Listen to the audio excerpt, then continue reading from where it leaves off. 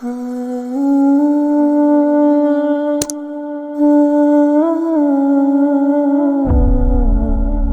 باللہ من الشیطان الرجیم بسم اللہ الرحمن الرحیم۔ اور آئے یوسف علیہ السلام کے بھائی ظاہر غلے کی تلاش میں، بس وہ داخل ہوئے ان پر، تو یوسف علیہ السلام نے تو انہیں پہچان لیا کہ یہ میرے بھائی ہیں، لیکن وہ آپ کو پہچان نہ سکے۔ اور جب یوسف علیہ السلام نے ان کے لیے خوراک کا پورا بندوبست کر دیا جس کے لیے وہ لوگ آئے تھے، تو انہوں نے کہا کہ اب جب اگلی دفعہ آؤ گے، ظاہر یوسف علیہ السلام کو تو یہ پتہ ہے کہ یہ 7 سال اب انہوں نے تکلیف قید سالی کی کاٹنی ہے، تو انہوں نے یقیناً اسی طریقے سے بات کی ہوگی کہ نیکسٹ بھی کبھی کوئی ایسا موقع آیا تو بھائی اس بھائی کو لے کے آنا جس کا تم ذکر کر رہے ہو، چھوٹا بھائی۔ تو تمہارے باپ کی نسبت کی وجہ سے جو بھائی ہے، یعنی ماں تو چونکہ الگ تھی لہٰذا باپ کا ذکر کیا۔ کیا تم نہیں دیکھ رہے کہ میں پیمانہ پورا بھر کر دیتا ہوں اور کتنی بہترین میں نے مہمان نوازی کی؟ اگر تم اپنے اس بھائی کو نا اگلی دفعہ لے کر آئے تو دیکھنا پھر کوئی پیمانہ تمہیں میری طرف سے نہیں دیا جائے گا اور نہ اس طرح کا قرب نصیب ہوگا۔ ظاہر ہے کوئی اسپیشل انہوں نے ان کو گیسٹ بنایا ہوگا، میرے پاس پھر آنے کی کوئی ضرورت نہیں۔ تو انہوں نے کہا کہ ہم تو اس کے اوپر کوئی اختیار نہیں رکھتے، لیکن ہم ضرور مطالبہ کریں گے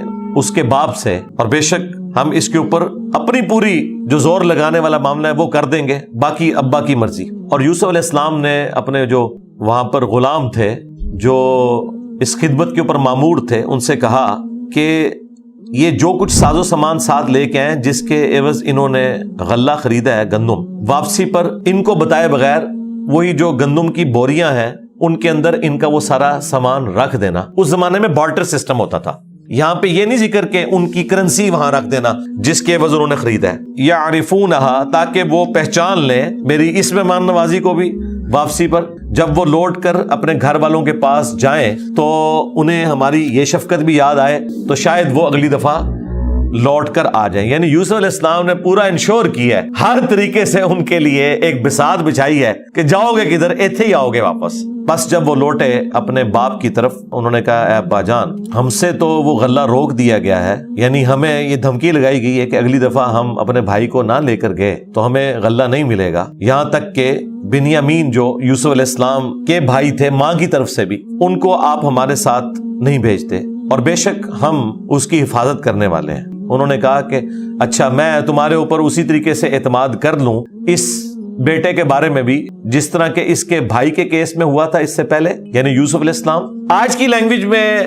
اسے عموماً کہا جاتا ہے ٹونٹ کرنا، میڑا مارنا، ہاں اردو ایک کام ہو ایسی نا، اور بے شک اللہ ہی بہتر حفاظت فرمانے والا ہے اور وہ سب سے بڑھ کر مہربان ہے۔ جب انہوں نے اپنا وہ سامان کھولا گندم والا تو انہوں نے اپنا سارا سامان جو تھا وہ وہیں پر پا لیا جس کے عوض انہوں نے گندم لی تھی، ردت الیہم کہ انہیں واپس کر دیا گیا۔ وہ قالوا یا ابانا، انہوں نے کہا اے ابا جان، اب اور ہم کیا چاہیں گے سوائے اس کے کہ جو اتنے بڑے احسان کرنے والا شخص ہے کہ ہمارا جو سرمایہ تھا جس کے عوض ہم نے گندم خریدی تھی وہ بھی ہمیں لوٹا دیا گیا۔ تو اب وہ ظاہر ہے کہ اجازت مانگ رہے تھے کہ آپ ہمیں اجازت دے دیں کہ ہم اس بھائی کو بھی ساتھ لے جائیں، اپنے اہل خانہ کے لیے خوراک لے آئیں، اور ہم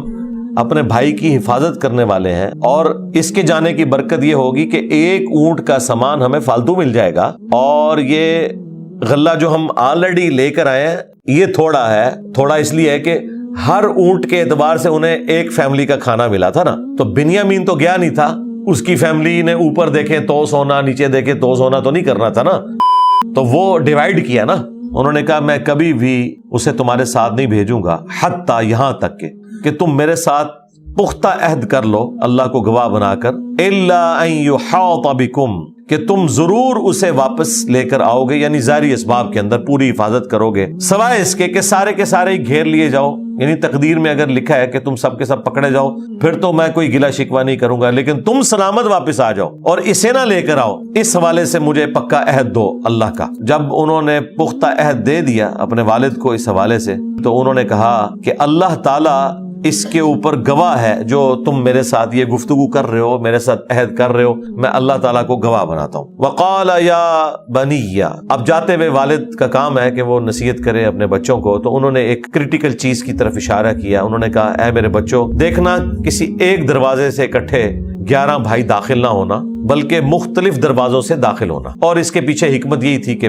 11 بھائی اس طریقے سے انٹر ہو رہے ہیں تو نظر تو لگ جاتی ہے, نظر لگنا تو برحق ہے, اور نہیں فائدہ پہنچا سکتا اللہ تعالیٰ کی تقدیر کے اگینسٹ میرا اس قسم کا کوئی تدبیر والا معاملہ. بے شک حکم تو نہیں مگر اللہ کا, لیکن تدبیر آپ نے ساتھ کرنی ہے. اس کا یہ مطلب نہیں کہ تدبیر آپ نے چھوڑ دینی ہے کہ آپ جناب دروشی پڑھ کے تو پیپر پہ پھونک دیں اور خالی پیپر دیں تو فیل ہی ہوں گے نا. کوشش کریں, دعا بھی کریں, سب کچھ کرنا ہے پیرلل میں. حکم تو نہیں مگر اسی اللہ کا, اسی پر میں نے بھروسہ کیا اور اسی ہستی کے اوپر توکل کرنے والوں کو توکل اختیار کرنا چاہیے. پس جب وہ داخل ہوئے شہر مصر میں اسی طریقے پر جو ان کے والد نے انہیں تعلیم دیا تھا کہ مختلف دروازوں سے داخل ہونا ہے. اب اللہ تعالیٰ اس واقعے کے اوپر ورڈکٹ دے رہا ہے. یہ جو یوسف علیہ السلام کے والد کا مشورہ تھا اپنی اولاد کو, وہ نہیں فائدہ پہنچا سکتا تھا انہیں اللہ تعالیٰ کی تقدیر کے اگینسٹ, سوائے اس کے کہ یوسف علیہ السلام کے جو دل میں ایک خیال تھا جو انہوں نے پورا کیا. ظاہر ہے کہ احتیاط والا معاملہ تو ہے اپنی جگہ پہ,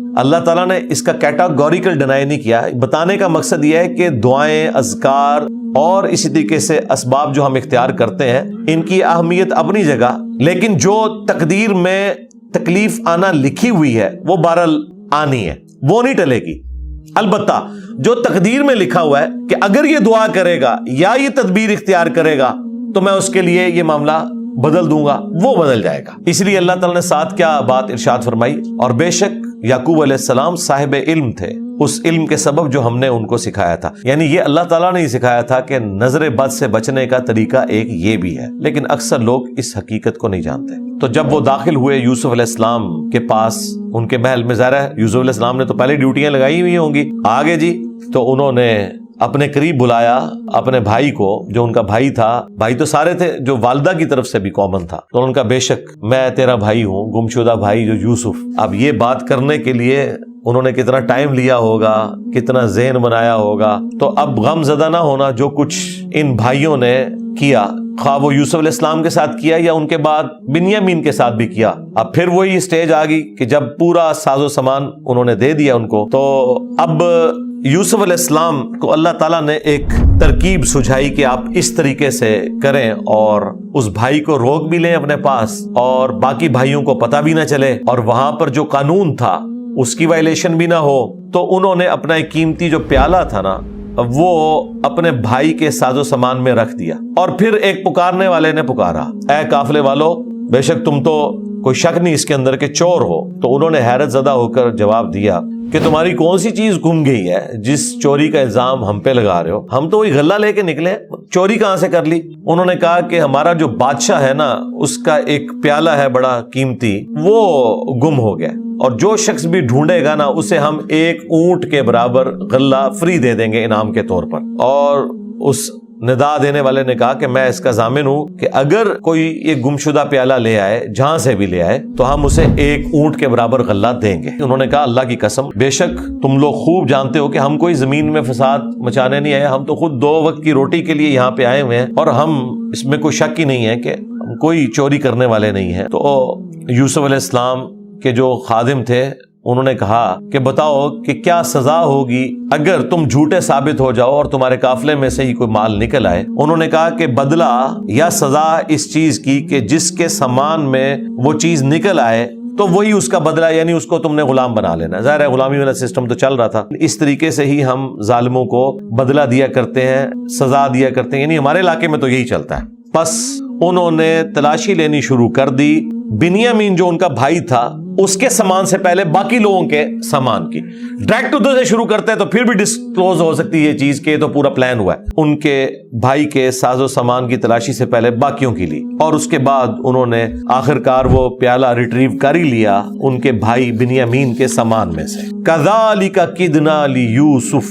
یہ وہ تدبیر ہے جو ہم نے یوسف کو سکھائی تھی. یوسف علیہ السلام کے لیے یہ ممکن نہیں تھا وہاں جو بادشاہ کا قانون تھا اس میں کہ وہ یوں اپنے بھائی کو روک سکتے, سوائے اس طریقے کے کہ جو انہوں نے اختیار کیا. اس کا مطلب ہے کہ انصاف کا نظام کیسا تھا. اتنی بڑی پوسٹ کا بندہ بھی ایک فارنر کے ساتھ اس زمانے میں, جبکہ ایک سمجھ لیں ملوکیت تھی, کنگ شپ تھی, زیادتی والا کام نہیں کر سکتا تھا. ہاں مگر اگر اللہ چاہے, یعنی اللہ تعالیٰ اگر زبردستی کوئی کرنا چاہتا تو کوئی ایسے حالات پیدا کر دیتا, لیکن ظاہر دنیا کو اللہ نے اسباب کے ساتھ جوڑا ہوا ہے. ہم بلند کر دیتے ہیں درجے جس کے چاہتے ہیں, اور ہر علم والے کے اوپر کوئی نہ کوئی علم والا ہوتا ہے, اور سب سے اوپر تو اللہ ہے. انہوں نے کہا کہ اگر اس نے چوری کی ہے نا بنیامین نے, تو کوئی نئی بات نہیں ہے, اس کا بھائی بھی چور ہی تھا. اچھا اب دیکھیں کڈی دشمنی ڈیمو اور لڑے نے کیسی سنبھال کے رکھی سی انہوں نے گال. ایک ظلم کیا, اس سے آپ کو پتا چلا کہ ابھی تک اندر کی پلیدی نہیں گئی ہوئی تھی. وہ رو رو کے معافیاں جو مانگی تھی انہوں نے اپنے والد سے, وہ سب ڈرامہ بازی تھی. سیدھا انہوں نے الزام لگایا کہ بھائی یہ کوئی نئی بات نہیں ہے, اس کا وہ بھائی بھی تو چور ہی تھا نا. اور یہاں تو قرآن نے اتنا نقل کیا, ہو سکتا ہے انہوں نے آگے یہ کہا ہو کہ آپ کو بڑا شوق تھا نا کہ اس پرانو لے کے آؤ تک لو, اسی وجہ سے نہیں اسی لے آتے. دیکھا کام پایا انہیں, پتہ نہیں کنیاں گلاں کی انہوں نے, یا ان سے نہ کی آپس میں تو کی ہوں گی. یوسف علیہ السلام نے اس معاملے کو چھپا لیا فی نفسی, اپنے جی میں, اور یہ ظاہر نہ کیا, اور جی ہی جی میں کہا کہ تم ہی ہو اصل میں شریر, بری جگہ پر تم ہی کھڑے ہو, اور اللہ خوب جانتا ہے جو تم یہ جھوٹا الزام لگا رہے ہو نا اپنے بھائی کے اوپر. یہاں سے یہ بھی پتا چلا کہ یوسف علیہ السلام کو اگرچہ یہ پتا چل گیا تھا کہ جھوٹ بول رہے ہیں, لیکن انہوں نے ان کو اس وقت نہیں بتایا, کیونکہ ابھی انہوں نے اپنا پلان پورا کرنا تھا. اب انہوں نے کہا کہ اے عزیز مصر, بے شک اس کا باپ جو ہے نا وہ تو بہت بوڑھا ہے, تو اس کی جگہ ہم میں سے کسی ایک کو آپ رکھ لیں. بے شک ہم نے تو آپ کو بڑا نیکوکار پایا ہے, آپ بڑے مہمان نواز ہیں. انہوں نے کہا ہم اللہ کی پناہ میں آتے ہیں کہ ہم پکڑ لیں کسی اور کو اس کیس کے اندر, ایسا نہیں ہو سکتا سوائے اس کے کہ جس کے سامان میں ہم نے وہ قیمتی پیالہ پایا ہے. انا اذا لظالمون, اور اگر ہم ایسا کرتے ہیں تو ہم تو ظالموں میں شمار ہو جائیں گے. اللہ تعالیٰ سے دعا ہے جو حق بات میں نے کہی اللہ تعالیٰ ہمارے دلوں میں راسخ فرمائے. اگر جذبات میں میرے منہ سے کوئی غلط بات نکل گئی تو اللہ تعالیٰ ہمارے دلوں سے ہی دھو ڈالے, ہمیں معاف بھی فرما دے, ہمیں کتاب و سنت کی تعلیمات پر عمل کر کے دوسرے بھائیوں تک پہنچانے کی توفیق عطا فرمائے. سبحانک اللہم و بحمدک, اشہد ان لا الہ الا انت, استغفرک و اتوب الیک, وما علینا الا البلاغ المبین. جزاکم اللہ خیرا.